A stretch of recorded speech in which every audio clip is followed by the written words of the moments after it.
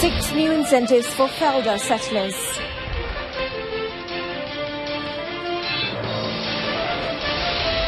Power sharing concept proves BN not a communal party.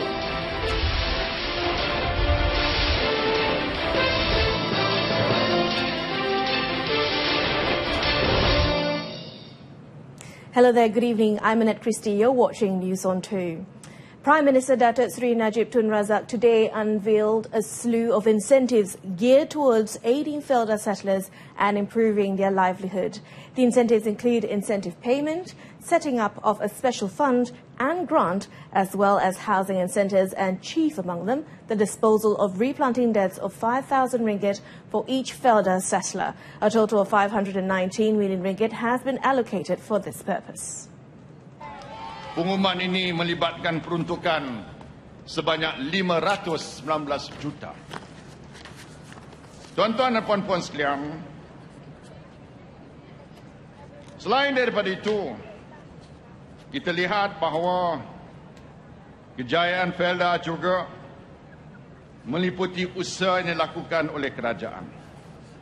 Umpamanya, kita telah memperuntukkan sebanyak 420 juta dalam RMK 10 untuk menaik taraf sistem bekalan air seluruh Felda Negeri Pahang bermula tahun 2011.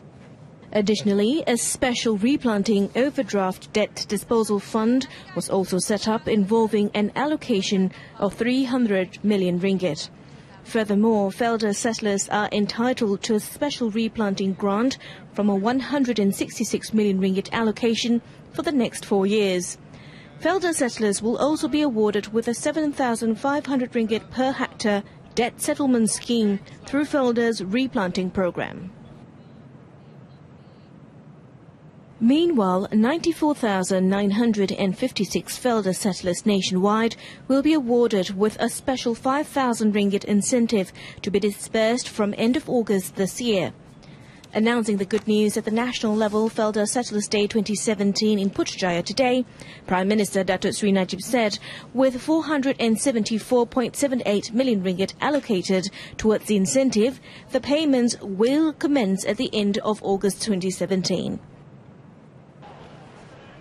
Bayaran khas insentif proker bernilai RM5,000 kepada 94,956 keluarga peneroka yang layak penuh dengan jumlah peruntukan sebanyak 474.78 juta ringgit, di mana pembayaran akan mula dibuat pada penghujung bulan Ogos ini, insyaAllah. Itulah 6 pengumuman insentif khas sempena Hari Peneroka ini. The incentives should motivate the settlers to work hard and alleviate their standard of living. Prime Minister Datuk Sri Najib Tun Razak's 64th birthday was celebrated at the national level Felda Settlers Day 2017 celebrations at Dataran Putrajaya today. Datuk Sri Najib was born to former Prime Minister Tun Abdul Razak Hussein and Topuan Raha Muhammad Noor in Kuala Lipis, Pahang in 1953. A crowd of about 25,000 Felda settlers and visitors turned up as early as 8 a.m. to pay tribute and demonstrate support for the Prime Minister in conjunction with the celebrations. Politicians and netizens also conveyed their well wishes on social media. Deputy Prime Minister Datuk Sri Dr. Ahmad Zahid Hamidi's office also congratulated Datuk Sri Najib on Twitter.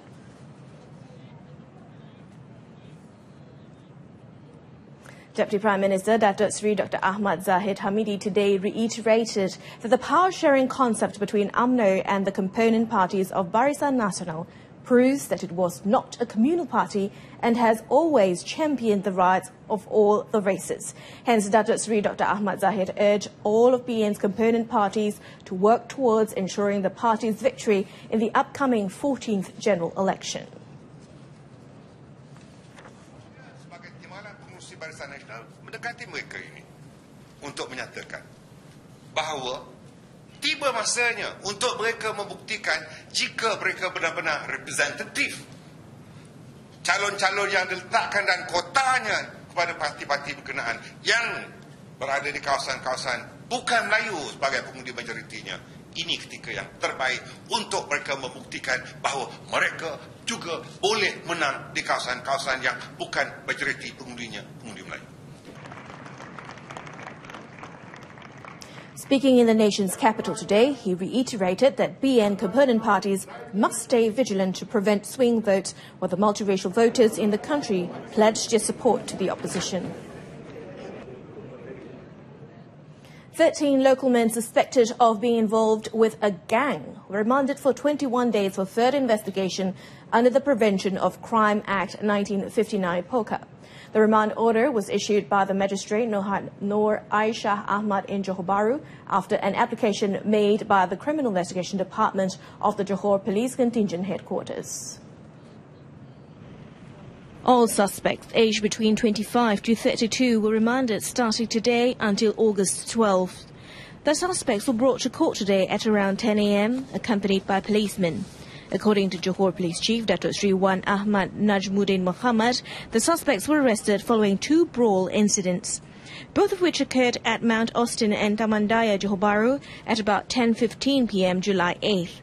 The suspects consisted of 5 members of Gang 36, 4 members of Gang 24, 2 members of Gang 18 and 1 each from Gang 21 and Gang 04.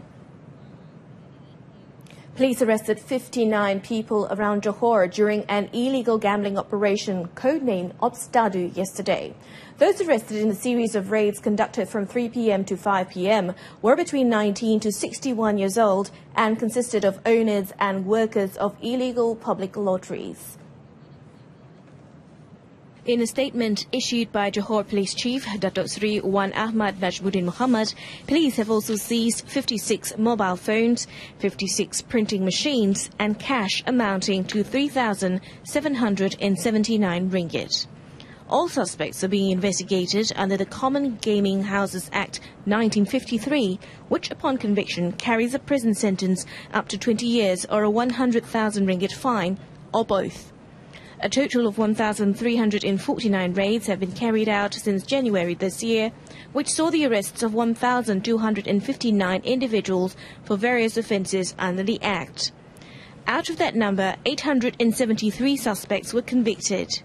A total of 221,357 ringgit was also seized. Pahang Immigration has nabbed 39 illegal foreigners, including 3 children, during its Ops Mega raid around Raub and Sungai Koyan last night. The raid hauled up 27 Vietnamese women plus 12 Indonesians, including 11 men and 1 woman, all aged between 16 and 41 years. Pahang Immigration Chief Dato' Zamri Hamidi said the operation was conducted at entertainment outlets, workers' hostels and housing estates. The case is being investigated under Section 6, Subsection 1C of the Immigration Act 1959 for producing false travel documents. Additional violations were recorded under Section 15, Subsection 1C of the same Act for overstaying visas and Regulation 39B of the Immigration Regulation 1963 for violation of social visit passes. Officers from the Malaysian Anti-Corruption Agency, MACC, also participated in the overnight raid, which ended at 5:30 a.m. today. The Malaysia 4B Youth Movement Alumni 4B, will submit a memorandum of protest to the United States Embassy against the Israeli government's frequent disrespect to the Al-Aqsa Mosque institution. Alumni 4B President Tan Sri Muhammad Ali Rustam said the motion also condemns the actions by Zionists for prohibiting Muslims from conducting prayers at the Holy Mosque, as well as for hurting and killing unarmed civilians. Ini merupakan rumah ibadat orang Islam dan dia tak patut menahannya. Sedangkan UNESCO sendiri telah pun mengiktiraf ini sebagai warisan dunia Islam dan patut buka kembali masjid ini untuk orang Islam beribadat tanpa had, dan kita akan menghantar surat bantahan berterusan kepada United Nations dan juga kepada mereka syarikat kerana mereka berada di belakang rejim Israel. He said this at the closing of Alumni 4B Annual General Assembly 2017 in Jitra, Kedah. Israeli authorities imposed a 2-day closure of Al-Aqsa Mosque, Islam's third holiest shrine, following a deadly attack that occurred on the outskirts of the holy site, where 3 Palestinian gunmen shot dead 2 Israeli policemen who were in turn killed by security forces. Wisma Putra had earlier condemned the violent acts of the Israeli regime and urged any action that could change the status quo of the holy shrine. 4 people were injured and at least 8 vehicles were damaged after a water tank atop a shopping complex in Kuantan, Pahang burst today, causing concrete slabs to crash on the ground. The 1 p.m. incident damaged motorcycles and cars that were parked along the side entrance of the mall. The victims were believed to have been walking near the building when the incident occurred. The sudden gush of water from the water tank on the 4th floor of the building caught people by surprise and sent those nearby scrambling for safety.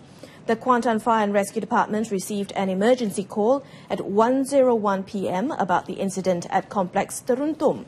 It was learned that emergency personnel had secured the site of the incident and were working to clear the debris.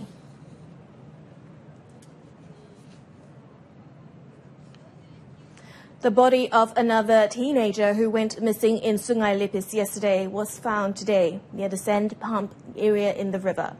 Pahang Fire and Rescue Senior Operations Commander Shahrul Nizam Nasir said the body of GK Eshwar, age 15, was found at about 8:42 a.m. today by the search and rescue team.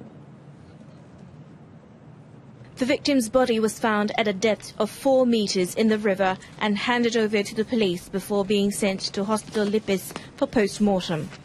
In the incident yesterday, 2 children had reportedly drowned while the third was missing after they went bathing in Sungai Lipis. The body of S. Ravandran, aged 46, was found at 4:25 p.m., followed by the body of his son, S. Pravendran, aged 17, at 5:06 p.m. A teenager was killed when he was crushed to death by a brick wall at his house in Taman Guru, Kota Tinggi, Johor last night. The victim, Haikal Hanafi Ayub, aged 17, was found by Ayub Abdul Karim after he was made aware of his son's disappearance. According to Ayub, his son was believed to have been attempting to climb the wall of the house compound after returning from extra classes at school without having his house keys with him. Tergerak saya dia kan. Kali saya terpandang. Baru saya terpandang selalunya ada tembok. Kenapa tak ada tembok tu? Cara pergi. Baru jumpa dia. Dan panggil polis dan Pak Cik angkat ke nampak je punya jasad dia kat bawah? Mula tak nampak sebab batu kan penuh. Kita angkat batu tu baru nampak jasad. The victim was pronounced dead at Hospital Kota Tinggi due to injuries to the skull. Kota Tinggi District Police Chief Superintendent Ashmon Bajra confirmed the incident and classified the case as sudden death. The victim's body was buried in Kampung Makam Kota Tinggi around 10:30 a.m. today. Coming up next, Malacca confident in reaching 16 million tourist arrivals this year.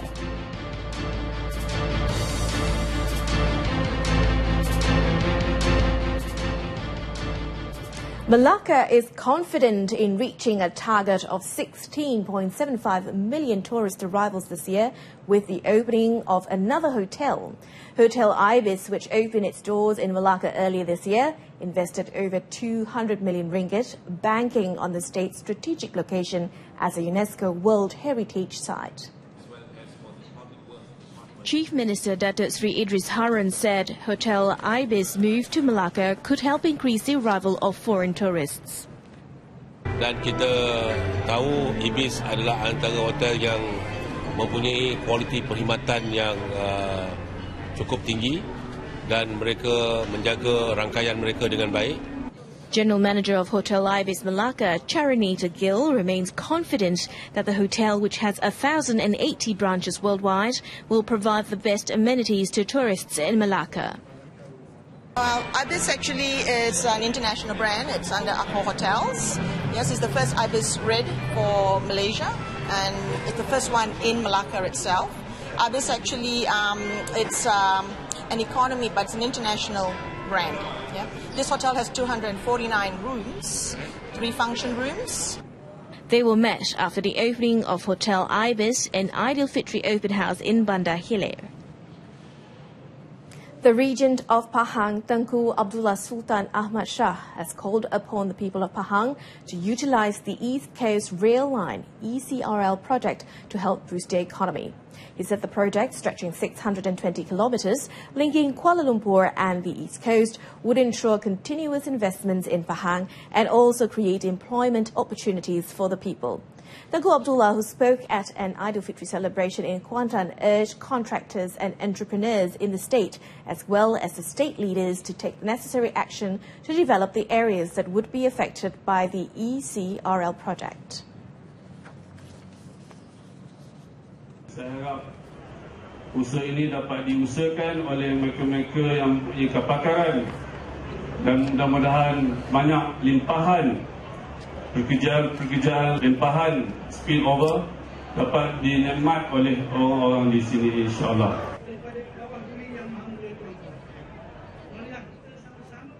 The East Coast Rail Line project will connect ports on the east and west coast of Peninsular Malaysia and could alter regional trade routes which currently ply between the busy Strait of Malacca and the South China Sea via Singapore. Kedah has urged that the Second-Hand Dealers Act 1946 be amended to curb telecommunication cable theft, which has become rampant in the state, causing losses of millions of ringgit.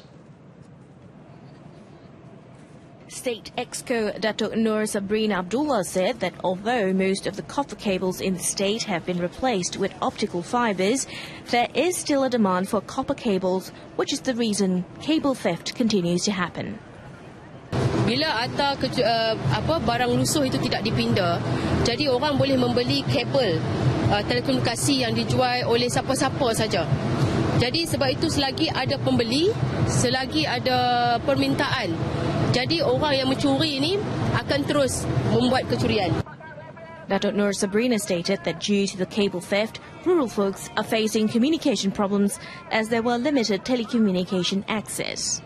Meanwhile, she said that upgrading of the state telecommunication infrastructure, such as from 2G to 4G, involving 41 telecommunication towers, is currently being implemented. Upgrading work is done in stages in 5 districts, namely Sik, Pendang, Padang Terap, Baling and Bandar Baharu. It is expected to be completed by the end of the month.